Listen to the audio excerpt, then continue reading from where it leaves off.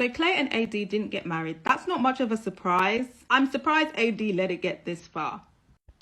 AD said yes, Clay said no. Again, not much of a surprise. I did hear a rumor that Clay had filed for a marriage license, but AD hadn't. And I was secretly hoping that that meant that AD was the one to say no to Clay, because Clay has just been so ridiculous. But when the episode started, AD was very much still in Delulu land up to the wedding day. So I was thinking, okay, maybe that isn't true, because it seemed like for AD, it was definitely going to be a yes. Like I said before, Clay saying no wasn't that much of a surprise. For me, it was very clear that he wasn't attracted to AD and he wasn't in love with her. He just kept talking about how he didn't think that he was ready to be her husband and he needed so much work to do. So the fact that he kept banging on about that, it was very clear that he wasn't going to get married to AD. And I think it's a good thing that he didn't. I mean, he said it himself, like he's not put together. He can't put 100% into being a husband. And that would be wrong for him to say yes, knowing that he can't do that. And that was very much true. Now, when he said no at the altar, poor AD is standing there very embarrassed. But he basically insinuates that this isn't the end and he's hoping that the relationship is going to continue. And he kept talking about, oh, I know you're going to fight for me. I was like, not you rejecting her at the altar and then telling her that she's going to fight for the relationship. Absolutely not. Absolutely not. He was almost basically chastising AD for like not, just being cool with him at the altar after being rejected and embarrassed in front of her whole family.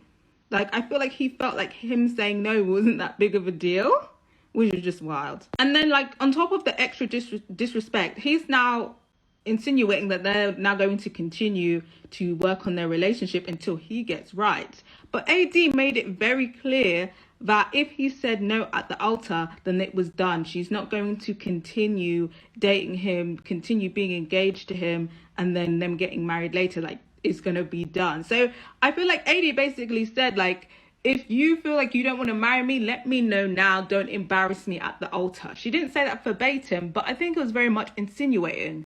But because AD has been so accommodating to his foolishness, he's grown comfortable in his self-centeredness that he basically disregarded AD's feelings, embarrassed her in front of her family, and still thinks that it's within his right to get her to fight for their relationship.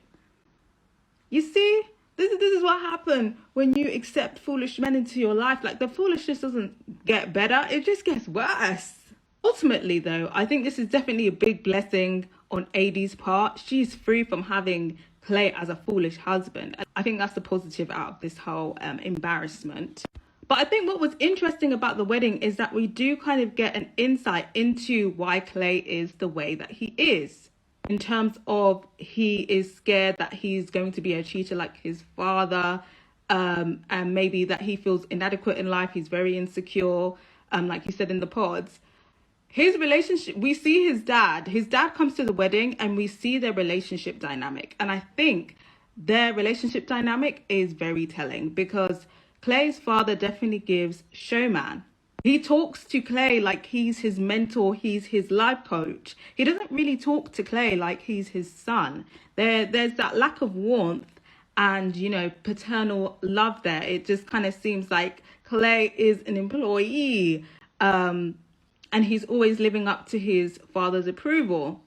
Because when they're talking, he's like, oh, you're successful. And I love that you're successful and I've raised a successful son. But there's no like, I love you, I love you for being you. You're my son, you're my child.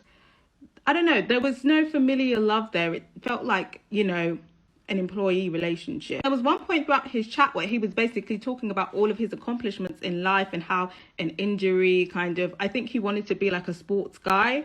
And that kind of makes sense with all the cheating that was going on. But he wanted to be a sports guy. He was like an all-American, on track to be probably a professional sports player. He got an injury.